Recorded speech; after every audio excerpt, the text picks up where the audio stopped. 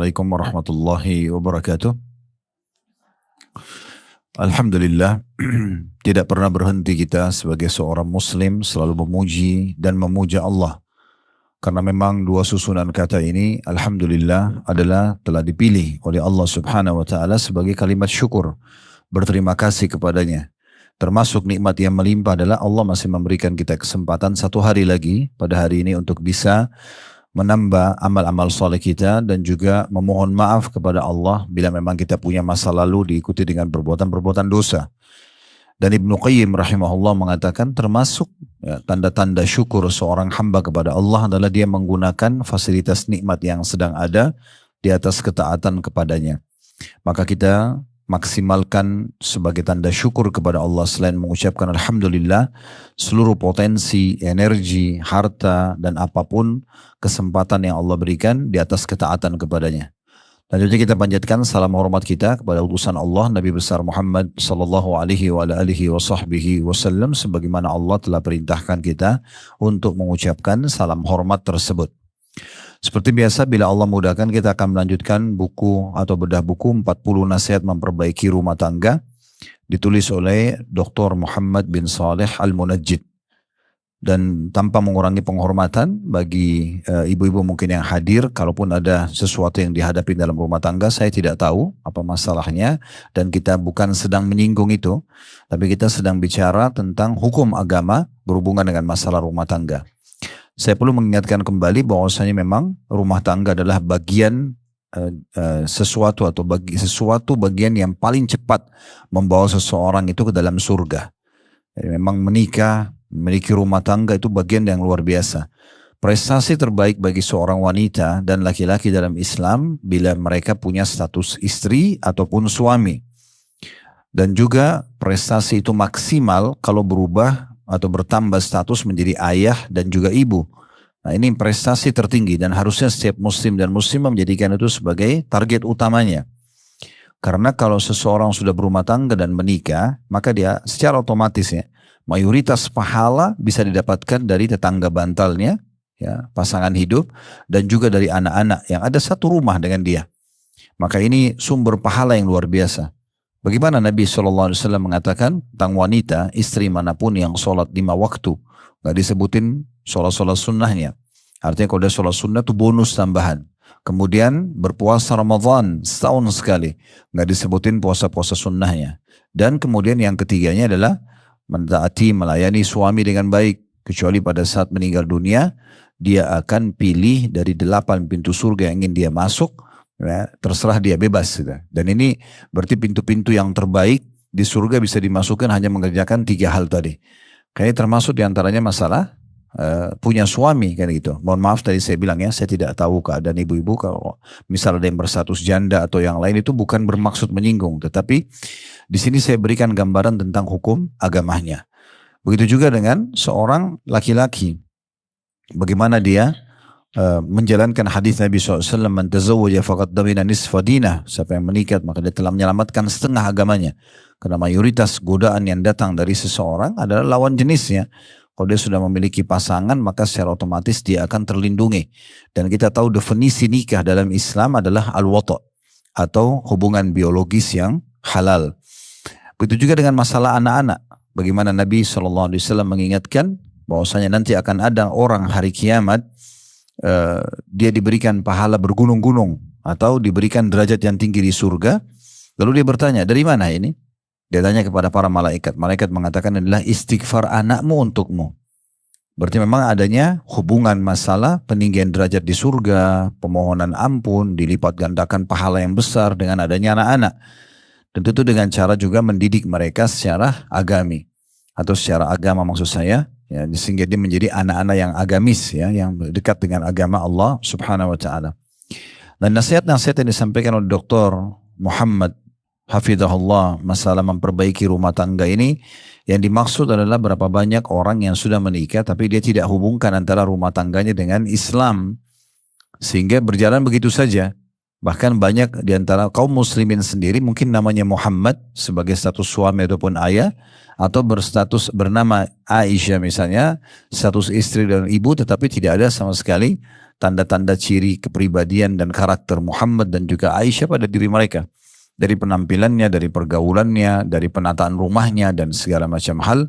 Bahkan mungkin bisa dihitung jari di rumah itu disebutkan nama Allah. Zikir, baca Quran, berdoa, atau saling menasihatin, atau menegakkan sholat, atau yang lainnya. Maka ini disayangkan sekali. Nah ini salah satu target bahasan buku ini adalah itu. Kita akan masuk sekarang di halaman 27 masalah ilmu agama di rumah. Nah, bagaimana pentingnya kita menerapkan ilmu agama di rumah. Bukan di sini yang dimaksud hanya pengajian seperti ini. Tapi bagaimana aplikasi agama dalam kehidupan sehari-hari. Aplikasi. Sederhana, bagaimana ibu masuk ke dalam rumah atau setiap ruangan rumah mengucapkan salam misalnya. Apakah itu sudah diterapkan? Sementara dijamin orang yang mengucapkan salam pada saat masuk ke dalam rumahnya, itu syaitan di sekitar rumahnya akan berkata pada teman-temannya, tidak ada tempat nginap untuk kalian malam ini. Hanya dengan mengucapkan salam pada saat mau masuk misalnya. Terlebih lagi isi kata salam itu, Assalamualaikum, semoga keselamatan dunia akhirat untuk kalian. Warahmatullah, dan semoga rahmat Allah atau rezeki Allah melimpah pada kalian. Wabarakatuh, dan semoga keberkahan atau saya tercukupi kebutuhan kalian. Itu kalau sering diucapkan antara seorang ibu dengan anak, antara anak dengan ibu atau ayahnya, antara suami istri, baik itu tulisan atau lisan di handphone misalnya, atau ketemu langsung, itu sangat luar biasa. Mendatangkan keberkahan karena ada aplikasi ilmu agama di dalam rumah tersebut. Berapa banyak rumah-rumah yang akhirnya suntuk walaupun rumahnya mewah, tapi karena melanggar sunnah Nabi SAW, mereka meletakkan patung-patung di rumahnya. Sementara Nabi SAW mengatakan rumah yang ada patung dan anjingnya tidak akan dimasuki oleh malaikat misalnya. Contoh saja. Hanya kenapa? Karena tidak faham tentang masalah Islam.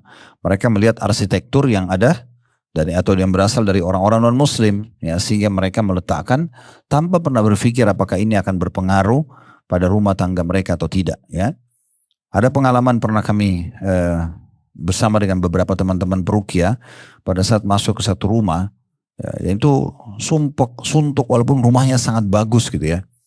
Ternyata kita temukan banyak sekali patung-patung, gambar-gambar gitu ya.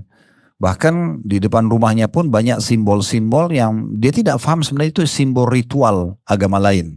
Ya, itu pada saat kita searching, cari tahu tentang gambar-gambar ini, semuanya ritual-ritual yang memanggil dewa-dewa dan segala macam. Dia cuma kalau pergi ke luar negeri, pergi ke Jepang, main beli souvenir, tidak tahu apa tulisannya, ya, misalnya, atau kena satu negara lain, kemudian beli. Mungkin itu ada simbol-simbol tertentu. Sampai saya kadang-kadang kalau lagi bimbing jemaah di travel yang Allah amanahkan di pundak kami, contoh ke Turki negara Islam. Tapi ternyata di sana ada banyak sekali dijual yang warna biru, kayak mata itu. Ya.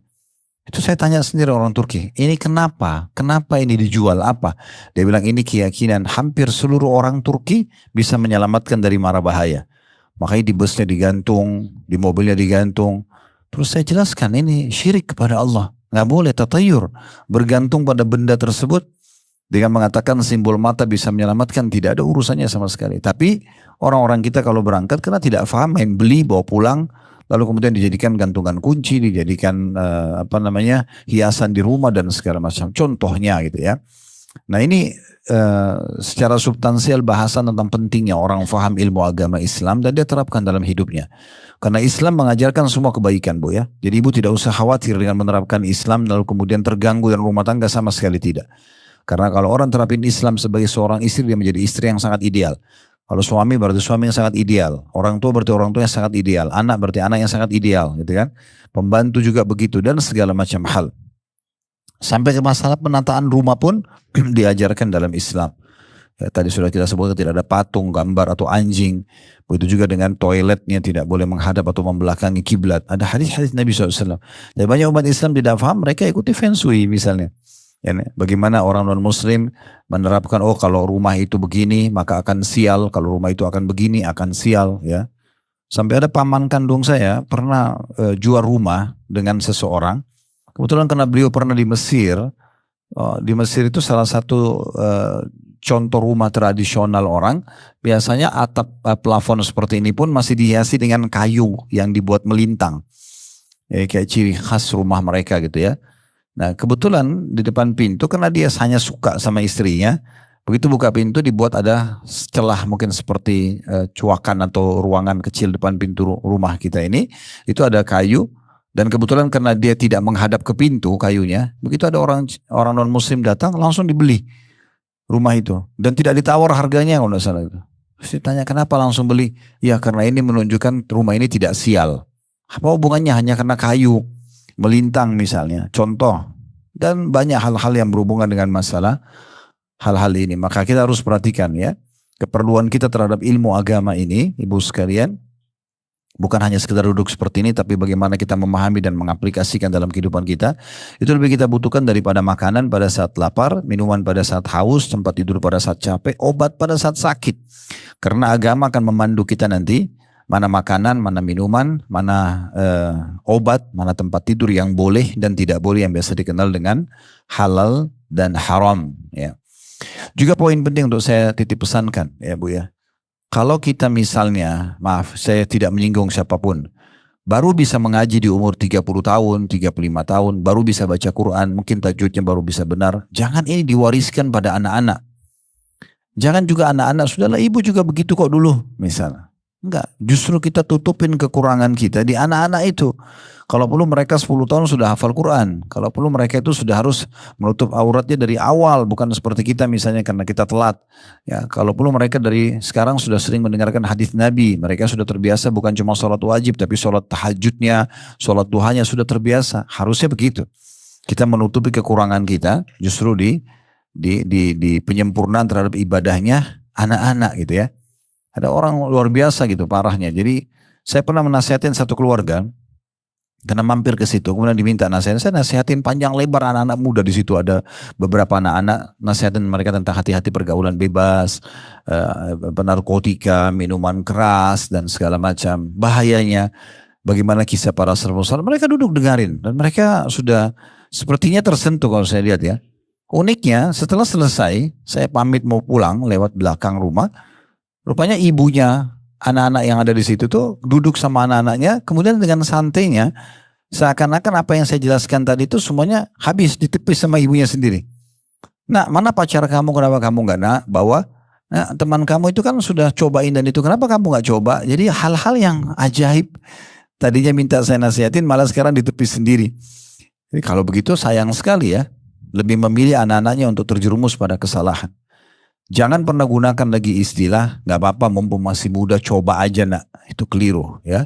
Kecuali pada hal-hal yang positif. Dia menimba ilmu, meningkatkan skillnya, keterampilannya itu oke. Tetapi kalau untuk seperti itu nggak apa-apa.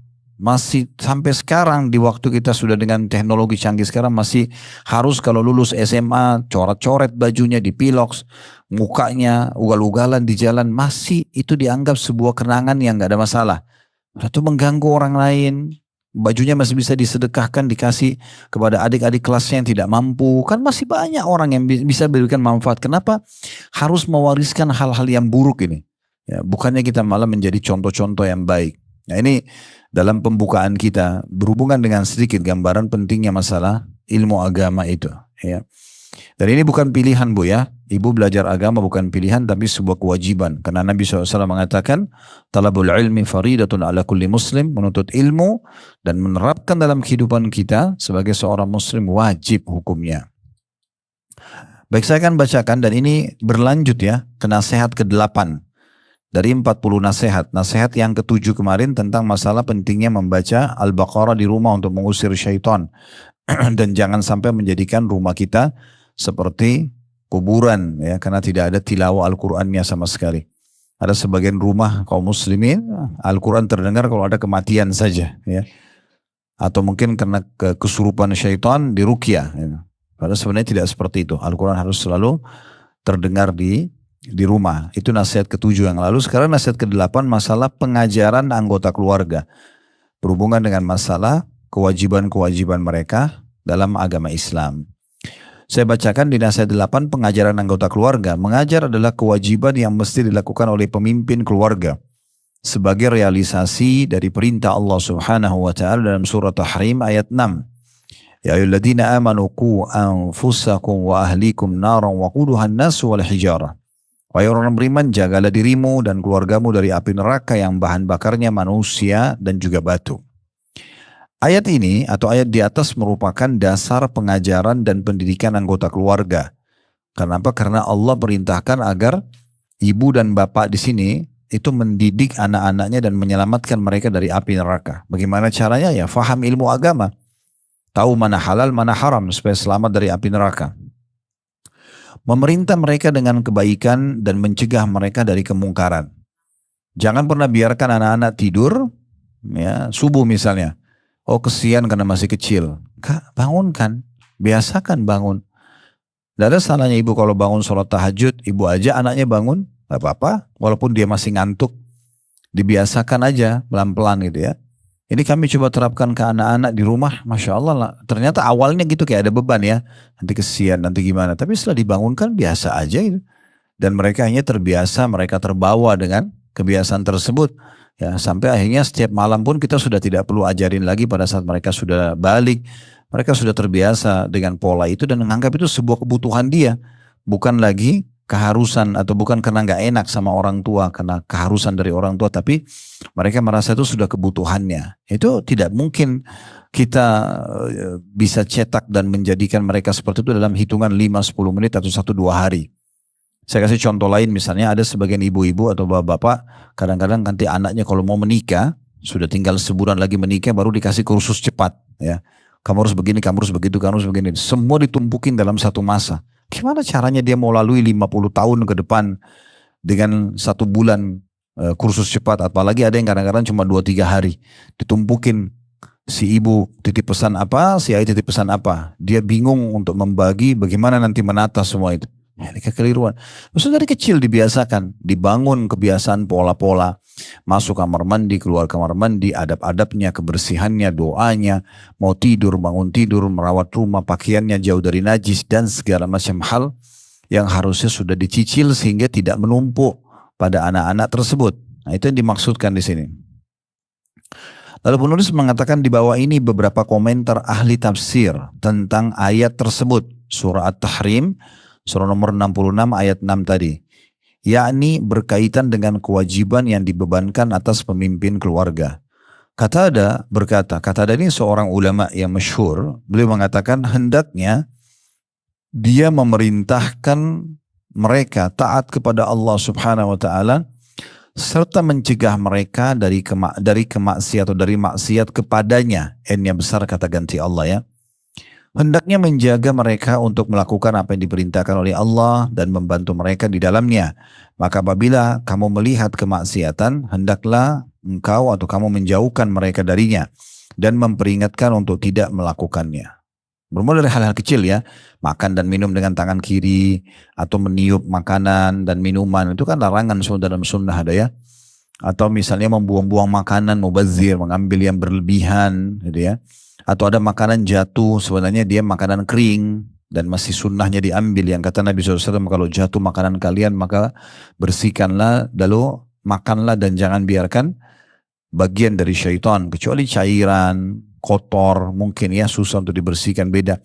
Dan banyak adab-adab yang lain contohnya. Nah itu harus betul-betul diberikan pemahaman kepada mereka supaya mereka faham mana yang boleh, mana yang tidak boleh. Dan dibiasakan dengan pola itu. Saya subhanallah tadi subuh sholat di masjid di dekat rumah.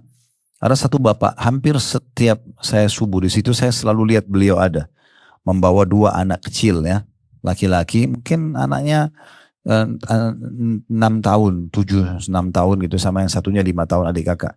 Tapi anak itu saya perhatikan sudah sekian tahun saya sholat di situ dari waktu masih kecil di bawah, itu masih sering tidur kadang-kadang. Tapi sama ayahnya dibiarkan, tapi dibawa ke masjid. Saya pun biasa terapin pada anak-anak kecil yang Allah amanahkan di pundak kami juga begitu ya. Saya coba biasakan mereka mau masuk masjid dan mencintai masjid. Tapi saya lihat ini satu pola yang luar biasa. Setelah mungkin sekian bulan atau sekian tahun sudah terbiasa, anak-anak ini akhirnya menjadikan itu seperti program mereka. Dan ini sudah menarik.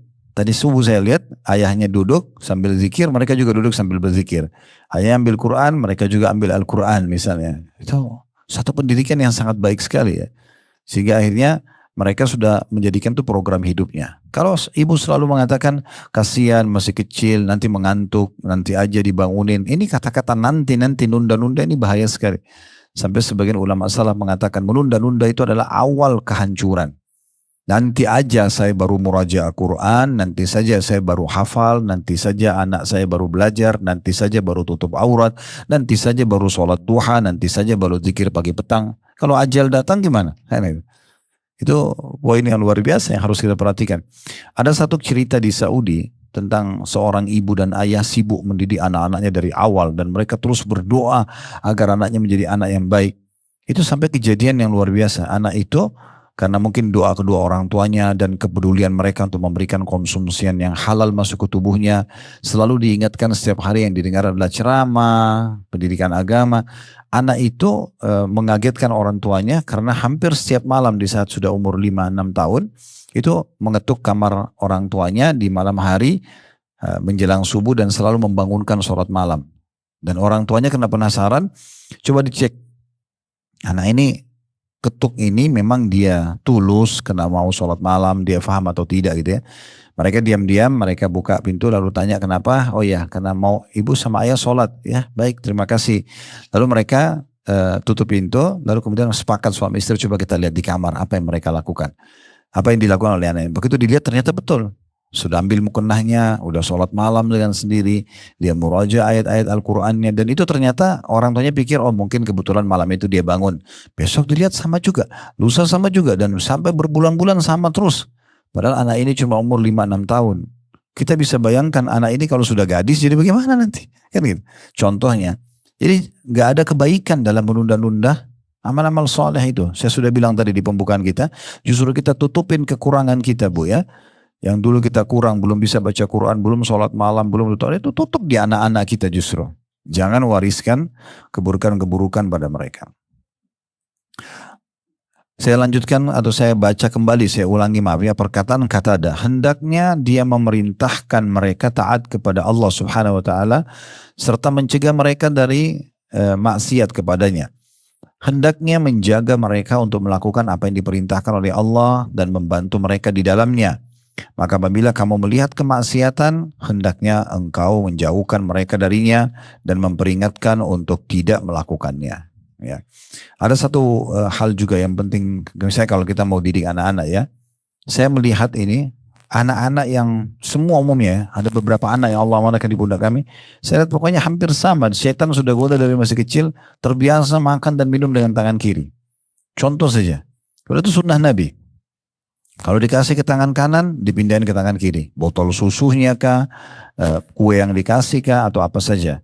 Saya bilang sama istri saya, ini was-was syaitan, gak boleh dibiarkan. Karena Nabi SAW sangat tegas, larang makan dan minum dengan tangan kiri. Gak boleh.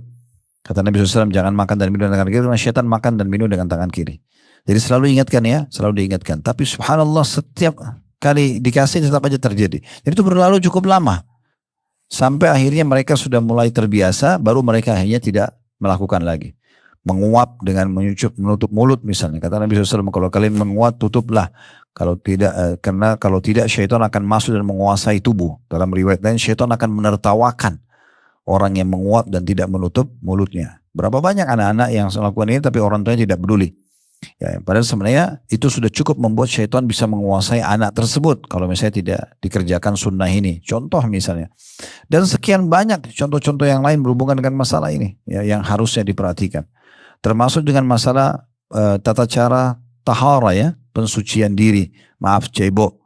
Dari buang air besar, buang air kecil, jangan dibiarkan anak-anak itu sendiri melakukannya seakan-akan sudah bersih, sudah benar, padahal sebenarnya mereka masih salah. Ini semua masuk dalam poin yang sedang disinggung.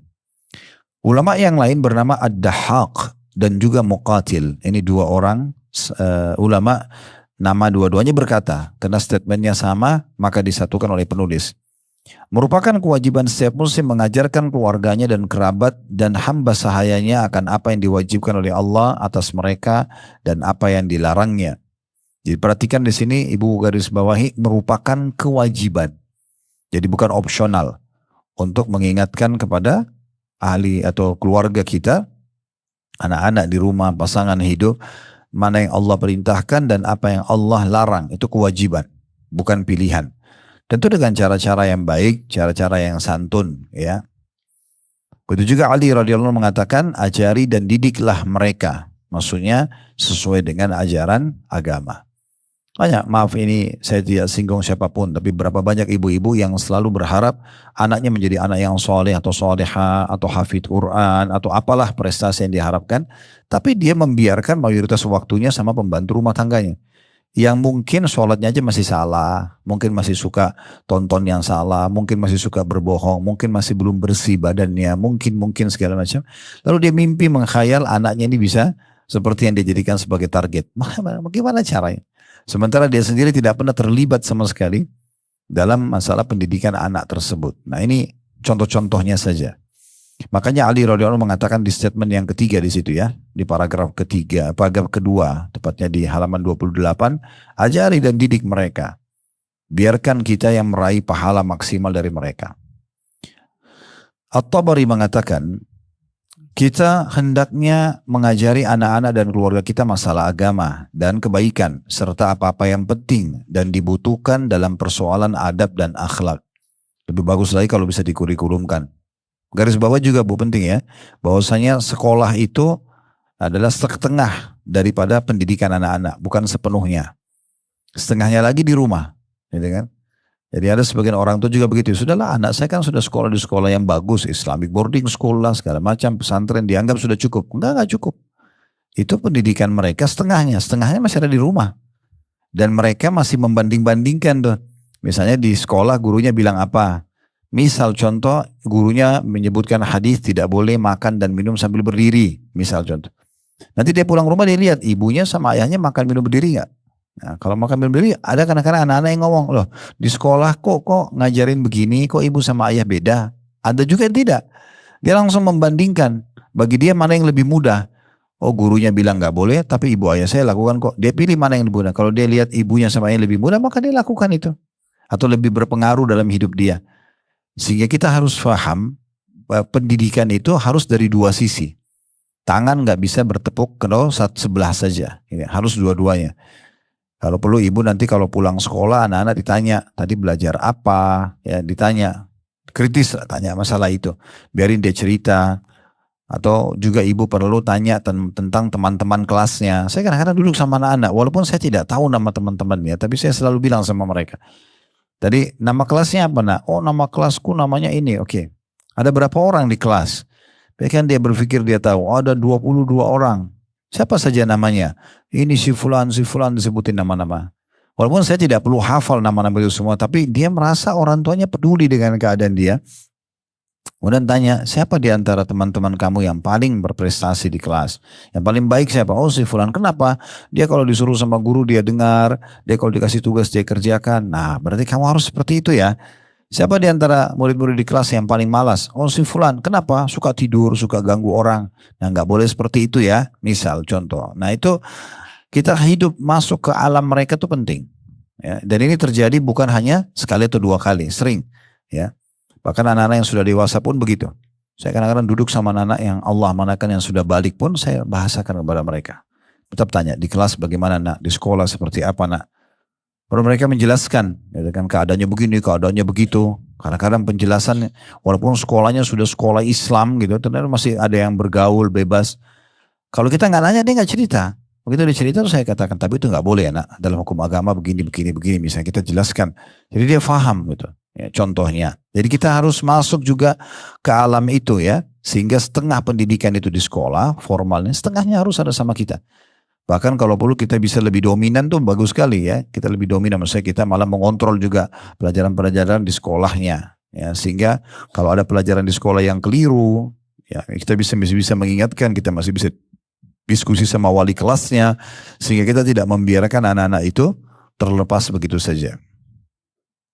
Selanjutnya dikatakan oleh penulis, apabila Rasulullah SAW telah menganjurkan kita mengajari wanita-wanita hamba sahaya, yakni bukan orang-orang merdeka, maka apakah apalagi ya halnya dengan anak-anak dan keluarga yang merdeka. tahu yang hamba sahaya dulu ya, hamba sahaya itu dulu harta rampasan perang. Masa dulu itu ada diperjualbelikan di pasar ya. Itu dulu masa perbudakan. Perbudakan itu dihapus di dunia pas setelah perang dunia kedua seingat saya. Sebelumnya masih ada perbudakan. Nah, mereka bisa diperjualbelikan. Nah, dalam Islam hamba sahaya pun kalau ada itu dianjurkan untuk selalu dididik ya. Mungkin kalau sekarang tidak kita samakan hamba sahaya, tapi kalau ibu-ibu punya pembantu rumah tangga di rumah, punya supir, beri mereka mukena ya. Kalau laki-laki pembantu rumah tangga, kalau laki-laki mungkin diberikan sarung sama sejadah, disarankan untuk sholat dulu, aktivitasnya diberhentikan kalau waktu sholat. Kalaupun diberikan makan, dan salahnya diberikan makan, silakan makan Pak, silakan makan misalnya, baca bismillah jangan lupa tangan kanan ya. Kita hidupkan suasana Islami itu bersama dengan mereka. Kata beliau kalau semua itu saja seperti hamba sahaya dianjurkan oleh Rasulullah SAW untuk dididik dengan baik, maka bagaimana dengan orang-orang yang merdeka?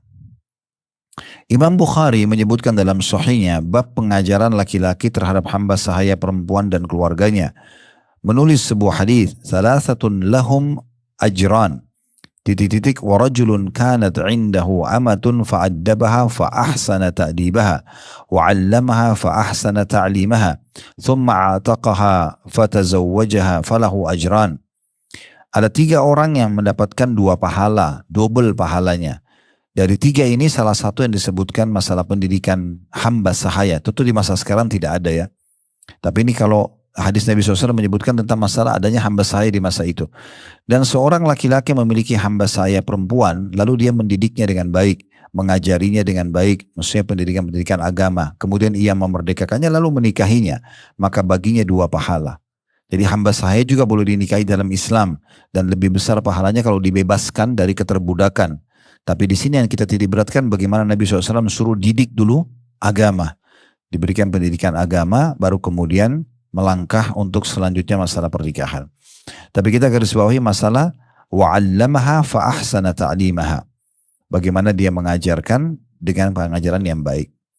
Dalam penjelasan hadis di atas, Ibnu Hajar rahimahullah mengatakan kesesuaian hadis dalam terjemahnya, maksudnya judul babnya, dalam masalah hamba sahaya perempuan adalah dengan nas, dan dalam masalah keluarga dengan qiyas. Maksudnya qiyas itu perumpamaannya. Kalau hamba sahaya saja bisa seperti ini, bagaimana dengan keluarga gitu ya. Sebab perhatian kepada keluarga yang merdeka dalam soal pengajaran tentang kewajiban-kewajiban yang dibebankan oleh Allah dan tentang sunnah-sunnah Rasulnya adalah sesuatu yang harus dan pasti, melebihi perhatian kepada hamba sahaya perempuan. Ini dijelaskan dalam Fathul Bari. Jadi maksudnya gini, kalau hadits ini kita lupakan dulu masalah hamba sahayanya, tetapi kalau ada hamba sahaya pun dianjurkan tinggal di rumah, apakah itu laki-laki, perempuan, hamba sahaya, karena masa dulu ada hamba sahaya laki-laki dan perempuan. Itu dididik dengan baik ya, kemudian dimerdekakan, didik agama dan dimerdekakan, dibebaskan, maka itu akan menjadi pahala yang sangat besar. Saya tidak tahu ibu-ibu sudah pernah dengar nama ini atau belum, tapi nama ini masyhur seorang ulama namanya Abul Aliyah.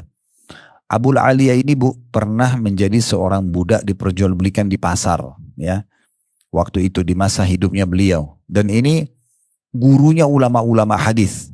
Beliau tabi'in yang sangat masyhur, belajar dari para sahabat Nabi Abdullah bin Umar, Abdullah bin Abbas, Anas bin Malik dan seterusnya, menjadi ulama besar. Awal kisahnya Abul Aliyah ini seorang budak hamba sahaya, dan dia berada di naungan seorang wanita waktu itu di negerinya. Ibu ini melihat Abul Aliyah ini selain memberikan hak dia, bantu bersihin rumah, apa yang disuruh dikerjain sama dia. Kemudian dilihat juga di waktu lowong Abul Aliyah suka belajar agama. Pergi ke masjid dekat rumah, belajar. Sampai dia hafal Quran, dia banyak hafal hadis. Kadang-kadang sambil bekerja, bersihin taman depan, ada tetangga datang nanya hukum agama. Gitu-gitu ya. Akhirnya apa yang dikerjakan oleh si ibu ini? Ibu ini mengatakan kepada Abul Aliyah pada saat hari Jumat, kebetulan Abu Aliyah mau pergi sholat Jumat. Lalu si majikannya mengatakan, kamu kemana Abu Aliyah? Dia bilang, saya mau pergi ke masjid untuk sholat Jumat. Kata ibu tersebut, bawa saya bersama. Maka ibu itu pun ikut. Ya. Dan dia bertanya-tanya, kenapa ibu ini mau pergi ikut sholat Jumat? Walaupun sebenarnya Jumat boleh bagi perempuan ya, hukumnya sunnah Bu ya, yang wajib laki-laki. Makanya di Masjid Haram Mekah dan Masjid Nabawi Madinah tetap diberikan kesempatan untuk Jumatan ya bagi perempuan. Maka dia pergi, kemudian setelah semua jemaah Jumat berkumpul, ibu itu langsung mengatakan, wahai muslimin, jadilah saksi kalau aku berharap pahala dari Allah dengan membebaskan Abu Aliyah. Aku bebaskan dia karena Allah agar bermanfaat bagi Islam dan muslimin. Maka Abu Aliyah pun bebas dari keterbudakan dengan ucapan tersebut dan akhirnya bermanfaat bagi umat pada saat itu, dan sampai sekarang masih dinukil tentang kisah-kisah beliau yang luar biasa dari sisi keimanan, dari sisi ilmunya, dan pahalanya dipanen oleh sang ibu yang sudah memberikan kesempatan dan mendidiknya dengan baik itu. Lalu dikatakan karena adanya kesibukan dan tugas serta ikatan lainnya, seseorang terkadang melalaikan untuk meluangkan waktu bagi dirinya sehingga bisa mengajari keluarganya. Di antara jalan pemecahan dalam persoalan ini, yaitu hendaknya ia mengkhususkan 1 hari dalam seminggu sebagai waktu untuk keluarga. Bahkan mungkin juga dengan melibatkan kerabat lain untuk menyelenggarakan majelis ilmu di dalam rumah. Ia hendaknya mengumumkan hari tersebut kepada segenap anggota keluarga dan menganjurkan agar menepati dan juga datang pada hari yang ditentukan tersebut. Bahkan akan lebih efektif dengan menggunakan kata-kata wajib datang, baik kepada dirinya maupun kepada anggota keluarga lainnya. Tentu kalau poin ini bisa diadakan pengajian, kayak ini kan pengajian umum, mungkin semua teman-teman datang ya. Tapi ada mungkin pengajian khusus untuk keluarga saja. Apakah dia punya kapasitas dan kapabilitas untuk menyampaikan ilmu? Misalnya seseorang ustadz atau ustazah, atau minimal dia menguasai substansial bahasan. Misalnya ibu sudah sangat faham tentang masalah bab keutamaan sholat 5 waktu misalnya. Berjamaah, tentang rukun-rukun sholat, kewajiban sholat, sunnah-sunnah sholat, yang membatalkan sholat, misalnya hal-hal yang makruh dalam sholat. Udah ibu pelajari babnya, lalu ibu coba kumpulin, lalu jelasin kepada anak-anak misalnya. Atau jelasin pada keluarga, jelasin pada pembantu misalnya, orang-orang di rumah. Maka itu satu hal yang penting untuk dihidupkan. Sehingga jangan sampai lewat 1 pekan, 1 bulan tanpa ada bahasan masalah agama sama sekali. Berikut ini kata beliau adalah apa yang terjadi pada diri Rasulullah SAW dalam masalah ini sebagai contoh.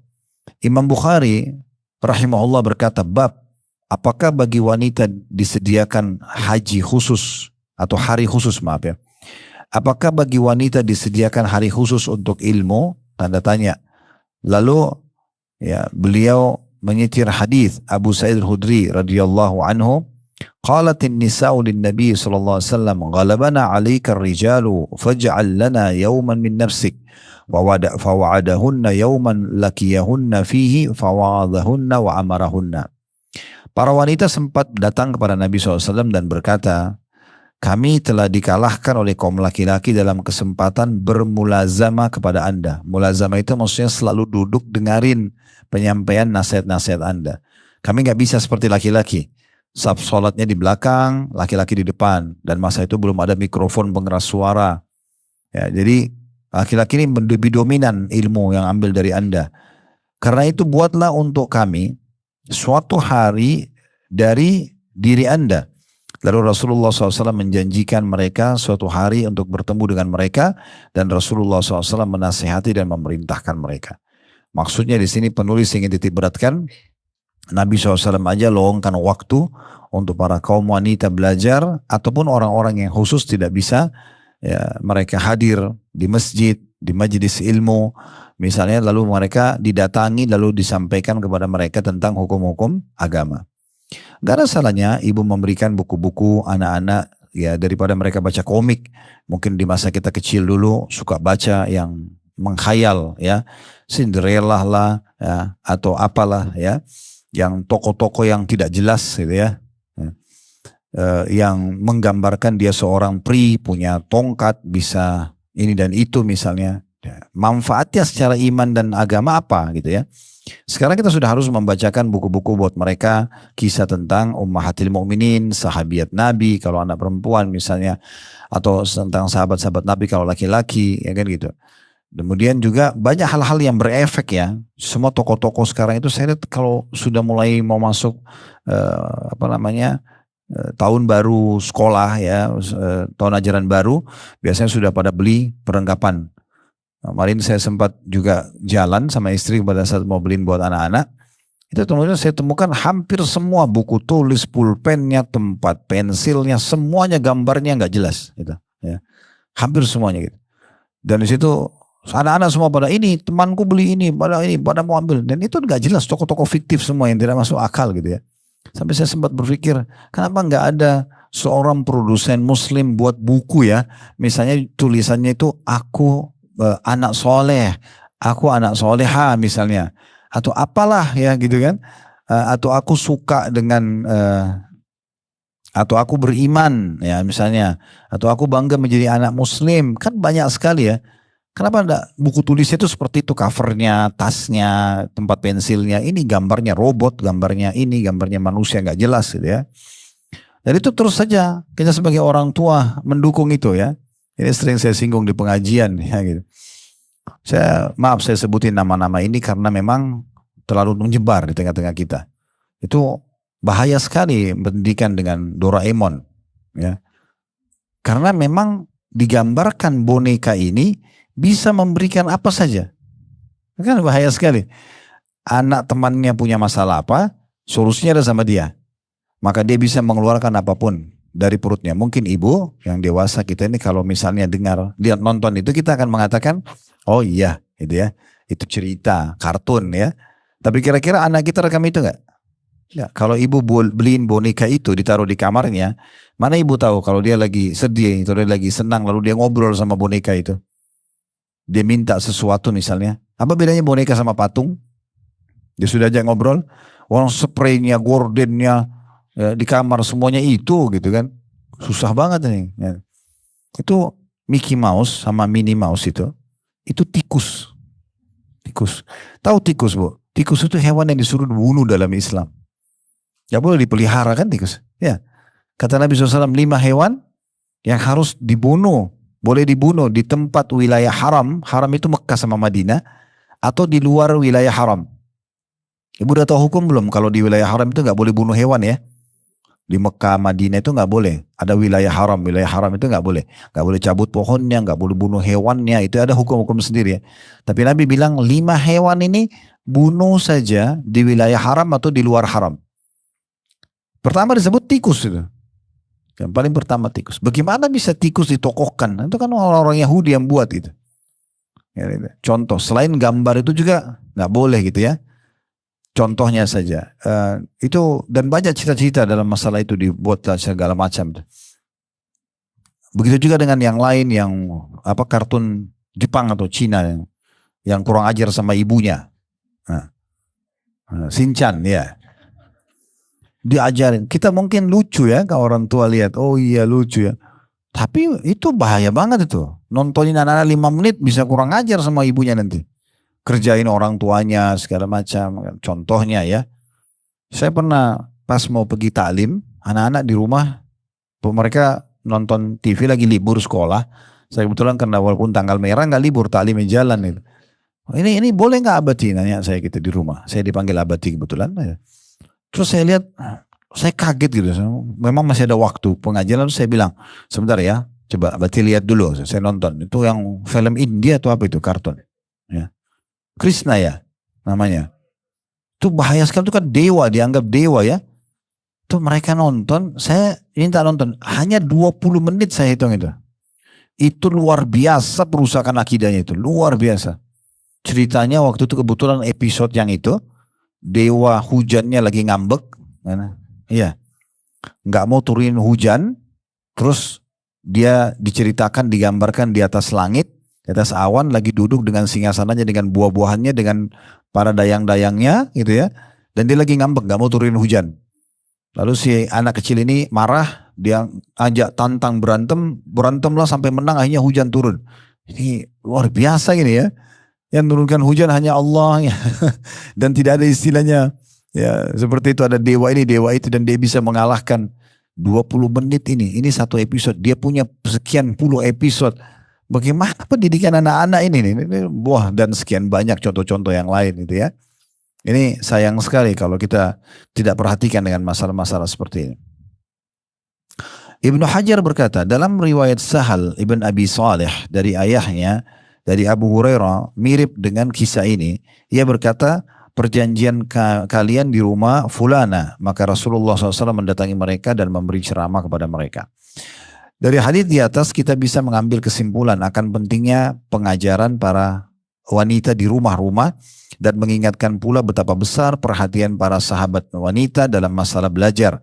Juga menunjukkan bahwa mengkonsentrasikan semangat mengajar hanya kepada laki-laki dengan meninggalkan kaum perempuan adalah kelalaian besar bagi para dai dan pemimpin rumah tangga. Jadi maksudnya juga jangan sampai cuma dipikirkan pengajian di masjid sehingga ini hanya bapak-bapak yang bisa hadir. Nah, pengajian seperti ini di rumah penting untuk ibu tahu, ibu belajar juga ya.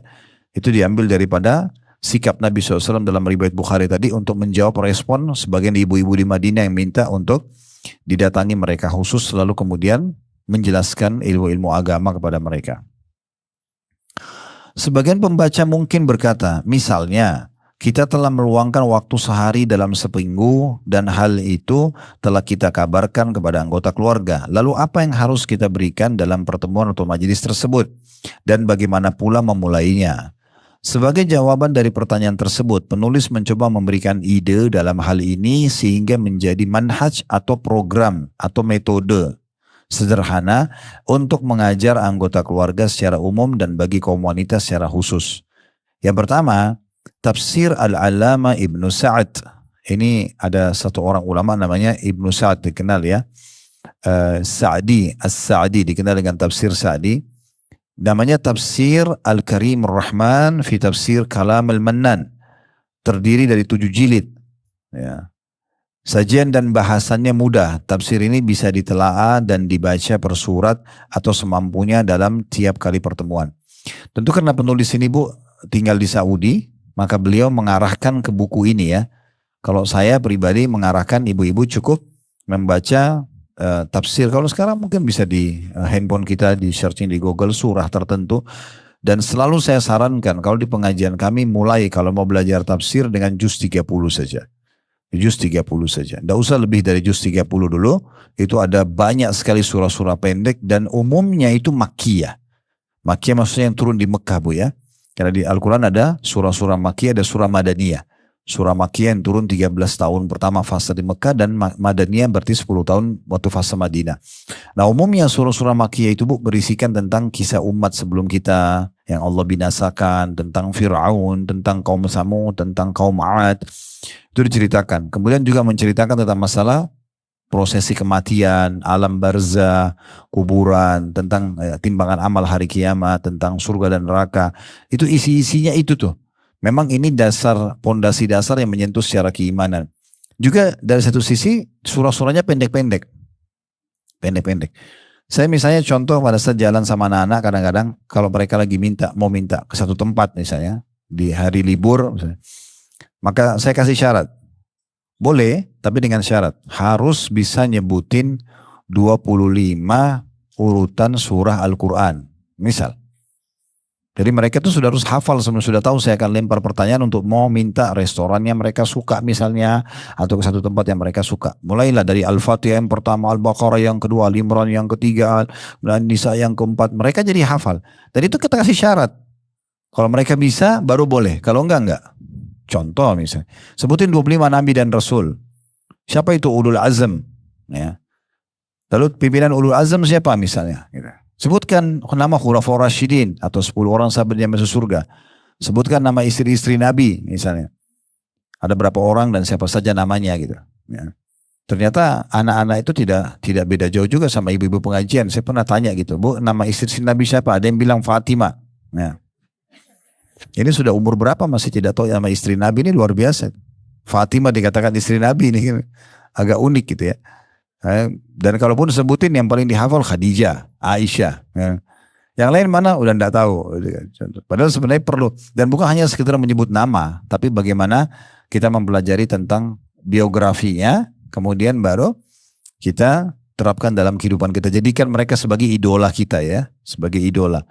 Ibu nggak bangga kalau misalnya bisa faham tentang kisah Khadijah misalnya radhiyallahu anha, di mana Nabi SAW menyebutkan pada saat beliau sedang duduk bersama Khadijah, kemudian Khadijah pergi ke dalam dapur mau nyiapin makanannya, lalu Jibril datang dan mengatakan, hai Muhammad, sebentar lagi Khadijah akan datang membawa makanan kesukaanmu. Maka kalau dia datang sampaikan salam dari Allah. Jadi bukan lagi salam dari siapa-siapa. Allah langsung mengirim salam, wahyu turun. Dan salam dariku juga. Serta sampaikan karena sikap dia ini menjadi seorang istri yang baik, melayani suami dengan baik. Maka dengan itu Allah akan berikan dia istana di surga yang tidak ada kebisingan di dalamnya gitu ya.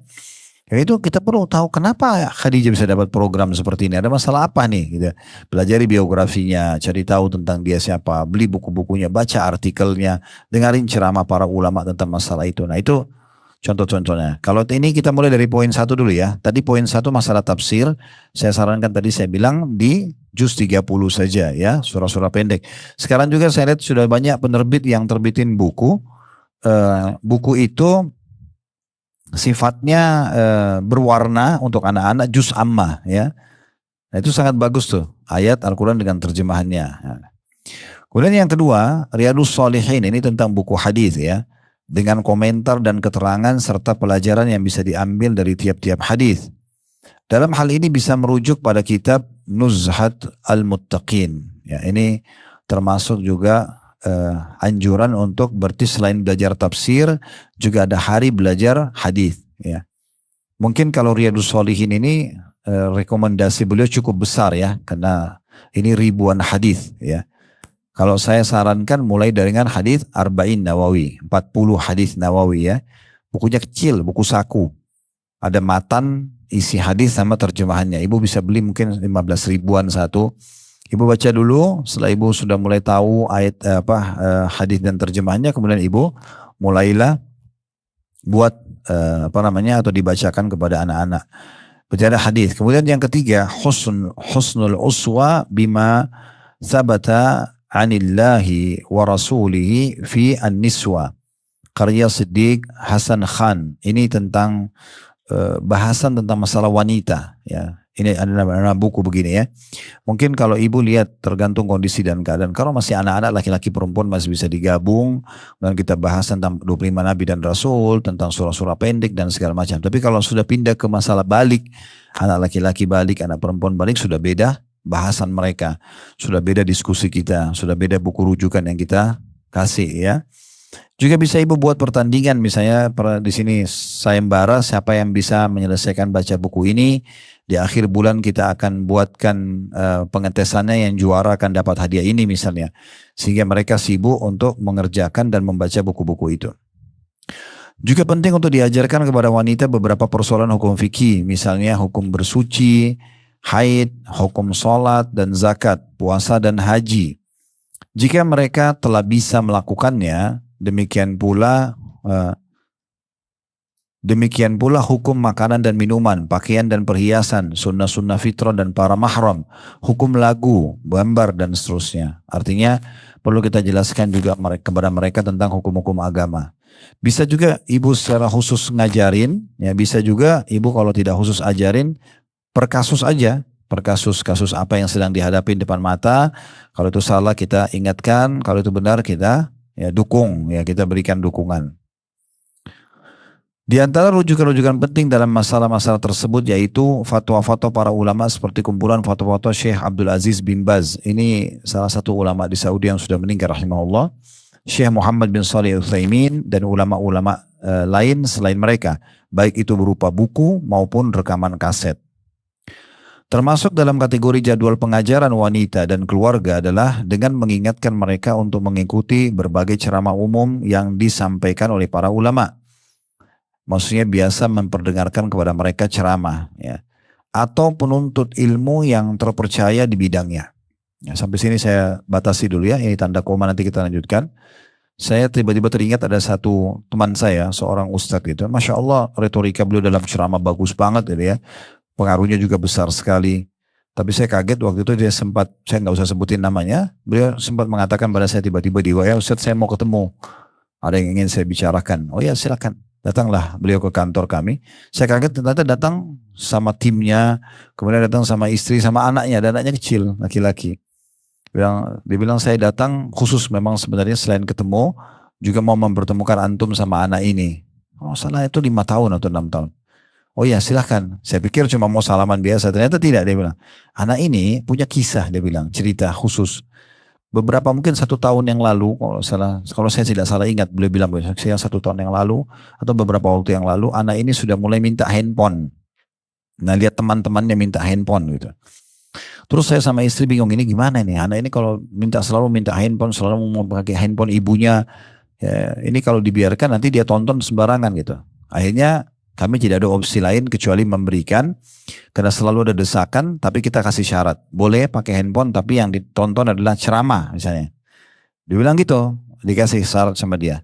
Dan tanpa kami programin, tiba-tiba saja memang ceramah yang dia boleh pilih, itu diantara ceramah-ceramah Ustadz, itu terkena ceramah antum tentang Sirah Nabawi. Ya, ada ceramah kami tentang Sirah Nabawi, itu ada beberapa puluh episode gitu ya. Mulailah didengar sama dia. Dan sekarang, dia bilang ini anak sudah mendengarkan, kalau tidak salah 1 tahun full atau lebih gitu, ceramah itu dan sudah diselesaikan. Yang uniknya, 1 episode itu, biasanya saya ceramah serial Nabi ini sekitar 2 sampai 2,5 jam. Kami selesaikan satu judul. Itu dia bilang bisa dia ulangi sampai 3-4 kali dan dia sudah hafal. Kalau antum mau tes bisa, nanya nama-namanya, tahunnya, segala macam gitu. Saya waktu itu subhanallah berpikir ini luar biasa, anak ini 5-6 tahun sudah bisa menguasai kajian Sirah Nabawi yang saya pun mungkin waktu umur seperti dia belum belajar itu. Gitu kan. Tapi itu satu hal yang luar biasa. Kadang-kadang gini, di luar prediksi kita Bu ya. Makanya jangan selalu ibu jadikan tolok ukurnya adalah diri kita. Sebagai contoh gini, saya juga pernah diminta untuk menjadi penasihat di satu sekolah sunnah di daerah Depok waktu itu. Saya juga nggak usah sebutin namanya. Datang pengurusnya lalu mengatakan, Ustaz bisa nggak jadi penasihat gini-gini. Baiklah, tapi penasihat saya jangan cuma nama ditaruh gitu. Harus betul-betul memang apapun kurikulumnya, apa segala macam dibahasakan supaya saya lepas tanggung jawab hari kiamat. Saya tahu, saya berikan masukan. Kemudian setelah itu, salah satu hal yang mereka tawarin, Ustaz, mereka bilang gini, kami mau buat program SD 6 tahun itu.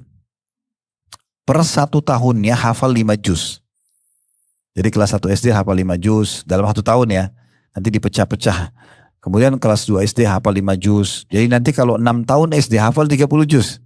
Kira-kira berat nggak Ustaz? Saya bilang tidak. Kalau berat itu dijadikan tolok ukur diri antum, karena antum sendiri memang belum hafal Quran, maka itu jadi masalah. Tapi memang jangan dipikirkan itu ke anak-anak, karena potensi mereka ini sangat besar. Ibu kalau nggak padatin anaknya dengan program-program seperti itu, maka dia akan teralihkan ke yang lainnya. Ya, begitu dahsyatnya mereka itu. Pernah satu kali kasus di rumah anak-anak lihat satu cuplikan di handphone istri saya. Terus tiba-tiba mereka saling ngobrol, itu sudah keluar kosakata-kosakata yang saya pun tidak tahu kosakata itu ya. Terus saya tanya dari mana? Nanti dari cuplikan yang baru ditonton tadi. Begitu cepatnya mereka mencerna dan akhirnya menganggap itu sesuatu yang tidak masalah. Kalau kita nggak tegur ini jadi masalah besar. Karena keluar lantunan-lantunan mungkin lagu-lagu atau hal-hal yang berbahaya. Ke depannya kalau dia bisa tahu maknanya itu kan berbahaya sekali contohnya. Dan segala macam hal. Nah itu hal-hal yang harusnya kita paham. Ya. Jadi ngalihkan kepada agama ini tidak usah terbebani dan tidak usah mengatakan belum waktunya, apa dia mampu atau tidak. Itu jangan batasi dengan diri kita. Ya. Lalu dikatakan jika hal itu memungkinkan ya, saya ulangi, termasuk dalam kategori jadwal pengajaran wanita dan keluarga adalah dengan mengingatkan mereka untuk mengikuti berbagai ceramah umum yang disampaikan oleh para ulama atau penuntut ilmu yang terpercaya di bidangnya. Jika hal itu memungkinkan tentunya. Hal ini untuk lebih banyak memberikan referensi dan sumber pengajaran, juga untuk variasi. Selain itu, jangan pula dilupakan masalah mendengarkan siaran bacaan Al-Quranul Karim serta menaruh perhatian kepadanya. Jadi kalau kita mungkin ibu bisa panggil guru ngaji ke rumah ya, bayar nggak masalah. Mereka belajar tajwid, mereka belajar hafalan ya. Termasuk dalam rangka penyediaan sarana pengajaran adalah mengingatkan anggota keluarga pada hari-hari tertentu agar para wanita menghadiri pameran buku-buku Islam. Tapi dengan memperhatikan syarat-syarat bepergian yang telah diatur oleh agama. Maksudnya tidak ada salahnya Bu, ibu buat program, salah satu yang dikunjungi adalah pameran buku, ya bukan hanya selamanya selalu main, ya pameran buku, kemudian mendatangi perpustakaan. Kalau ibu kasih hadiahnya buku, ya. Saya tidak sengaja melihat satu cuplikan waktu itu, saya lagi mencari beberapa cuplikan di Instagram. sambil mengetik yang sesuatu yang saya cari, kemudian keluar gitu ya. Ada satu cuplikan rupanya judulnya itu kalau tidak salah pendidikan anak. Ya. Nah itu ada satu ibu sama bapak, dua-duanya lagi sibuk dengan pegang handphone. Ibu sama bapak lagi pegang handphone, anak itu juga pegang handphone, nonton malah, lagi nonton. Terus tiba-tiba mereka mungkin sadar melihat kondisi anak yang lagi nonton dan cuplikan itu mungkin kurang tepat. Maka si ayah ini memberikan isyarat kepada istrinya untuk mereka ubah. Handphone disimpan, masing-masing ambil buku. Ibu ambil buku, ayahnya ambil buku, duduk. Kemudian mereka nggak akan tegur apa-apa anaknya, cuma pegang baca buku. Anak itu balik kiri kanan, lihat ibu ayahnya pegang buku, dia matiin TV-nya, dia pegang ambil buku, dia juga bawa ke depan dia, lalu dia baca juga ikutin orang tuanya. Ya. Contohnya. Nah begitu besar pengaruhnya. Hati-hati ibu kalau salah memberikan contoh dan akhirnya menjadi pola bagi dia, ibu akan tanggung jawab. Kalau ibu benar dalam menyampaikan sebuah pola, akhirnya menjadi amal soleh buat kita tentunya. Allahu a'lam. Itu dari saya, semoga bermanfaat. Subhanakallahumma bihamdika, asyhadu an la ilaha illa anta astaghfiruka wa atubu ilaik. Wassalamualaikum warahmatullahi wabarakatuh.